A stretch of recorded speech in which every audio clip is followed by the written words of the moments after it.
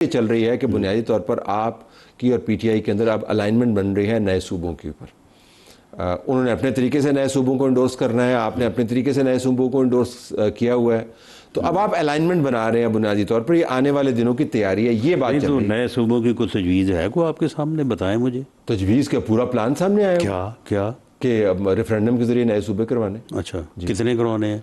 वो रेफरेंडम के अंदर सवाल के ऊपर डिपेंड करेगा। जो भी काबीना प्रपोज करेगी कि वो 8 हैं, 16 हैं, 32 हैं, जो आवाम की मंशा हो। अच्छा, यानी रेफरेंडम इस बात को कि 32 सूबे बनाने हैं या 8 बनाने हैं, आवाम जिसके 16 बनाने हैं। जी बिल्कुल। देखिए चले, वो जब क्वेश्चन फ्रेम होगा तो उसके बाद पता चल जाएगा। तो क्वेश्चन फ्रेम बजरिया काबीना होगा ना जी? जी, बजरिया काबीना होगा। मेरे ख्याल में तो ऐसा ही है। और फिर आप करेंगे ना ये क्वेश्चन फ्रेम? नहीं, देखिए, जब ये क्वेश्चन फ्रेम सदर साहब के पास सुन लें, फ्रेम्ड क्वेश्चन सामने आए, जो लोग इस वक्त इस इशू को लेके चल रहे हैं वो हमारे मुअज़्ज़ज़ इंतहाई जो है वो काबिल एहतराम एंकर साहबान हैं। उसके अलावा एक दो और लोग हैं कि जिनका वैसे बराह रास्त तो सियासत से ताल्लुक़ कोई नहीं है, लेकिन वो इधर उधर से जो है वो सियासत में वो जो है वो वारद होगी, तो या वो इस चीज़ को लेके चल रहे हैं। लेकिन कोई आगे भी चले, आगे भी चले, कोई सरल फॉर्म सामने नहीं है। राना साहब आगे भी चले, अगर वो सामने आएगी तो उसके ऊपर जो है वो गुफ्तगू करने को तैयार है, बात करने को तैयार है। अब जरा और इसको आगे लेके जाए तो इस्टेब्लिशमेंट कहती है सूबे बनाए, नहीं और लाजमी बना नहीं। अगर मैं जुमला आपको दे तो इस्टेब्लिशमेंट जो है वो सिर्फ इनको कहती है, आपको नहीं, कभी गवर्नमेंट को नहीं कहती। आपको कभी नहीं कहा जी सूबे की कोई बात नहीं। सुन लें, अगर गवर्नमेंट को इस्टेब्लिशमेंट कहेगी तो जो तजवीज़ सामने रखेगी गवर्नमेंट उसके ऊपर उनसे बात करेगी, डिबेट करेगी, और उसके बाद अगर किसी बात के ऊपर कंसेंसस हो जाएगा तो फिर गवर्नमेंट आपके पास एक मौक़िफ़ लेके आपके सामने आएगी और उसके ऊपर बात होगी। तो अभी तक डिबेट होना किसी भी डेमोक्रेटिक जो है वो मुआशरे में बहुत अच्छी चीज़ है, बड़ी सेहतमंद चीज़ है। अभी तक आपकी बात से मैं ये नतीजा अखज़ कर रहा हूँ, इस्टेब्लिशमेंट की तरफ से आपको, हुकूमत को किसी किस्म का कोई इशारा नहीं है कि फॉर्मल या इनफॉर्मल कि हमने सूबे बनवाने हैं, ऐसी कोई बात नहीं है आपके दरमियान इस्टेब्लिशमेंट के दौरान, कोई बात नहीं है। यानी जो आप कह रहे हैं ना कि मुकम्मल जो है वो अपना जो है वो फॉर्म, वो मैंने तो एक तो नजम सेठी साहब से मैंने सुना है, उन्होंने बड़ी तफसील से बयान किया है।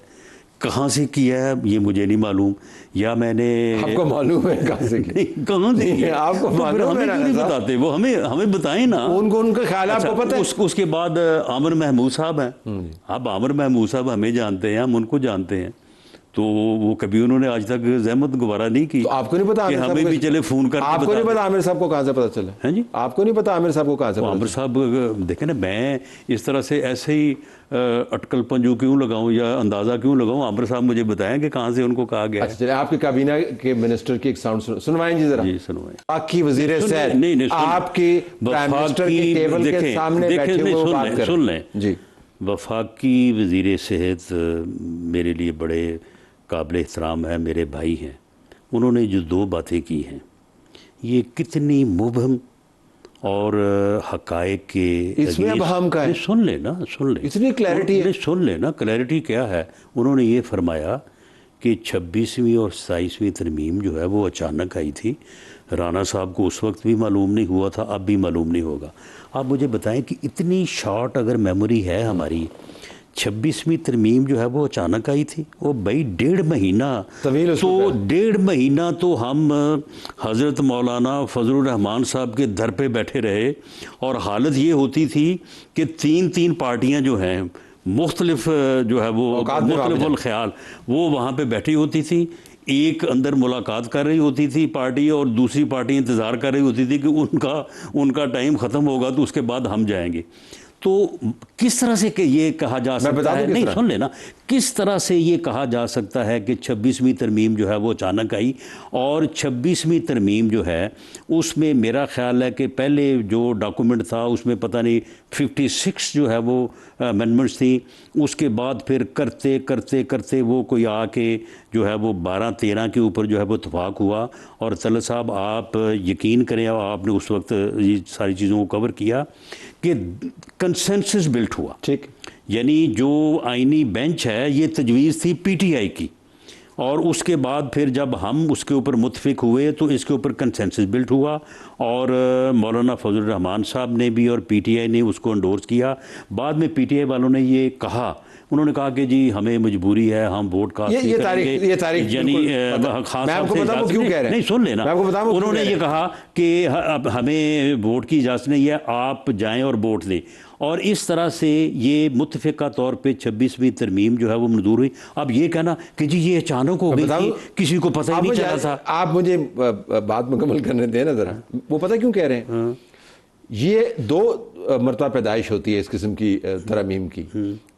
एक उस पैदाइश की बात करें जिसके अंदर सारा प्रोसेस है। ये एक वो होता है कि जी हमने ये काम करा ना, आईनी कोर्ट ने बनना है तो अब आप प्रोसेस शुरू करें। भाई आईनी कोर्ट तो 20 साल से हमने जो है वो चार्टर ऑफ डेमोक्रेसी जो हमने किया था या एस्टेब्लिशमेंट ने किया था, लेकिन ये चार्टर ऑफ डेमोक्रेसी में अगर कॉन्स्टिट्यूशनल कोड ना, नहीं सुन ले, ये चार्टर ऑफ डेमोक्रेसी ना चार्टर ऑफ डेमोक्रेसी में जो है वो कॉन्स्टिट्यूशनल कोड का जिक्र था, और वो लेकिन आपने इस वजह से नहीं सुन लेना, उसमें जो है वो तमाम जमातें जो है वो मुतफिक हुई थी। और फिर देखिए उसके बाद इस वजह से नहीं सुन लें, उसके बाद वो बाबा डैम ने जो हमारे साथ जो सलूक किया, उसके बाद 100 मोटो ने जो है वो हमारी गवर्नमेंट्स को और वज़ीर आज़म को जो है जिस तरह से, अगर मैं ये लफ्ज़ इस्तेमाल करूँ को जलील किया तो ये गलत नहीं होगा, तो उसके बाद ये कॉन्स्टिट्यूशनल कोर्ट और ये जिसका कहते हैं जी ये अदलिया का जी बिल्कुल जी बैठा दिया, अदलिया ने तो इस मुल्क का बैठा दिया था।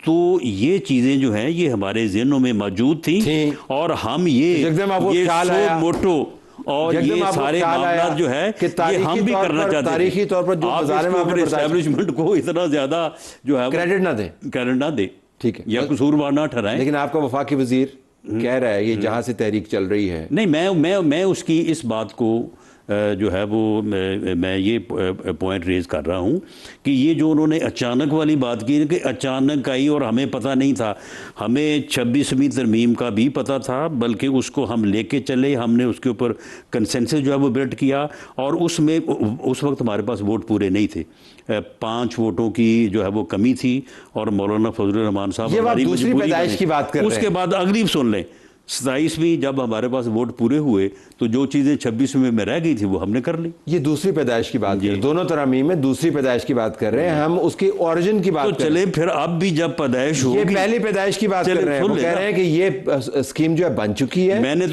मैंने बता दिया कि ये पहली पैदाइश जो है ये 20 साल पहले चार्टर ऑफ डेमोक्रेसी में जो है वो हुई थी, और उसके बाद आहिस्ता आहिस्ता फिर ठीक है वक्त के साथ जो है वो जब भी कोई चीज़ जो है वो अपना राइप अप होती है, तो इसलिए उनकी ये बात कहना जो है वो मैं समझता हूँ कि उन्हें इसमें गलतफहमी हुई है। और दूसरा कहाँ से चलाई जाए, इस तरह से अचानक वाली बात गवर्नमेंट से जो है वो ना 26वीं तरमीम में हुई ना 27वीं में हुई। अब जो वो 28वीं की बात कर रहे हैं, और फिर एक वो ये बात कर रहे हैं कि जी मैं तो कर ही नहीं रहा, जहाँ से मेरा तो जो है वो ये मामला ही नहीं है, और वाकई उनका मामला है भी नहीं। उनका नए सूबों के मामले से कोई तल्लुक़ नहीं है, वो सिर्फ कराची उनका मसला है, और कराची में वो सूबों की बात इसलिए कर रहे हैं क्योंकि वो चाहते ये हैं कि आइन के आर्टिकल 140A में तरमीम करके एक एम्पावर्ड लोकल गवर्नमेंट सिस्टम की बुनियाद रखी जाए। अब उनको चीफ मिनिस्टर नज़र आ रहा है, उन्होंने मेयर बन के क्या करना है, उनको कराची का चीफ मिनिस्टर नज़र आ रहा है, और एमकेएम की जो सूबों के साथ मोहब्बत है उनकी सारी सियासत। चलो आप उनकी कल की बात कर रहे हैं, आज एक जगह उन्होंने ये फरमाया है कि भाई ये लोकल बॉडी सिस्टम तो लेके आए ना। चले वो तो एक कंसिस्टेंट है, तो आप जब वो ये कह रहे हैं कि कहीं और से चल रही है, तो आप उनसे पूछते नहीं कि आपने क्या बातें की? आपके काबीना के मिनिस्टर्स जो हैं, आपके इंटीरियर मिनिस्टर ने ये बात, कैबिनेट में वफाकी वज़ीर सेहत ये बात कर रहे हैं ना, कैबिनेट में अगर वो बात करेंगे तो बिल्कुल उनसे बराह रास्त जो है वो पूछ लिया जाएगा। बाकी एक डेमोक्रेटिक जो है वो सिस्टम में अगर कोई आदमी जो है वो अपनी बात करता है या वो अपना एक ख्याल का इजहार करता है तो इतनी ज़्यादा भी कोई रजमेंटल डिसिप्लिन तो नहीं होता नहीं। अब किसी को जो है वो बात भी ना करने दी जाए। ये आइन के अंदर जो पाकिस्तान का वफाक का ढांचा है उसको री इमेजिन करने की बात है, ये कोई इजहार ख्याल नहीं है।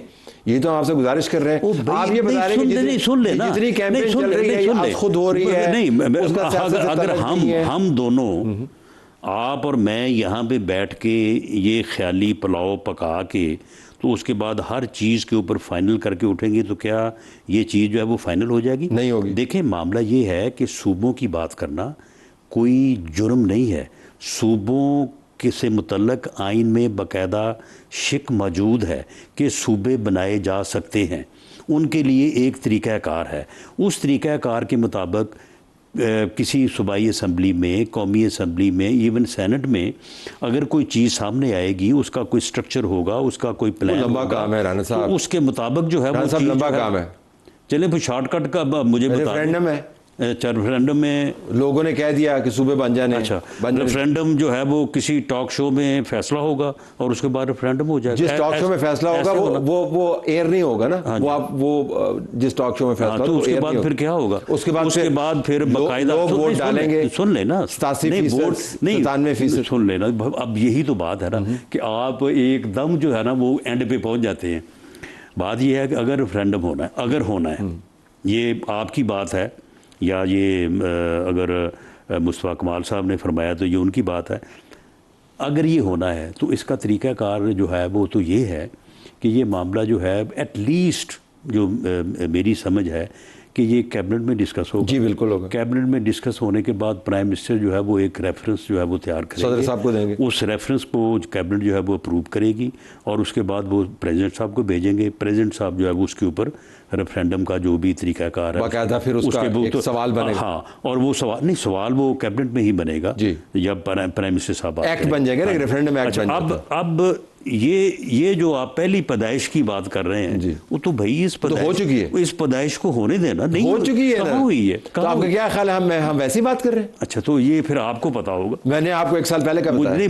मैंने आपको इसी चेयर पे बैठे हुए एक साल पहले बताया। सुन ले, मेरी नज़र में ये पैदाइश की जगह जो है वो कैबिनेट है और दूसरी पैदाइश की, और नहीं दूसरी पैदाइश नहीं, ना नहीं, वहीं से वो रेफरेंस क्वेश्चन तैयार होना है और वहीं से जो है वो प्रेसिडेंट को रेफर होना है। अगर आपकी बात सही है, अगर उससे पहले की कोई पैदाइश है तो वो किसी के ज़हन में हो सकती है।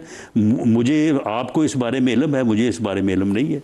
तो आप इसरार कर रहे हैं कि इस्टेब्लिशमेंट की तरफ से हुकूमत को इस मामले के ऊपर अभी तक कोई इशारा नहीं मिला किसी किस्म का इन हालात के अंदर कि नए सूबे बनने चाहिए? देखिए जी, मैं इस बारे में इस किस्म का मैं अंदाज़ा क्यों करूं जब मैं कैबिनेट का मेंबर हूं, और अगर वहाँ पे जो बात है वो आएगी, जिस दिन आएगी उस दिन आपको मेरा ख्याल है मुझसे पहले पता चल जाएगा।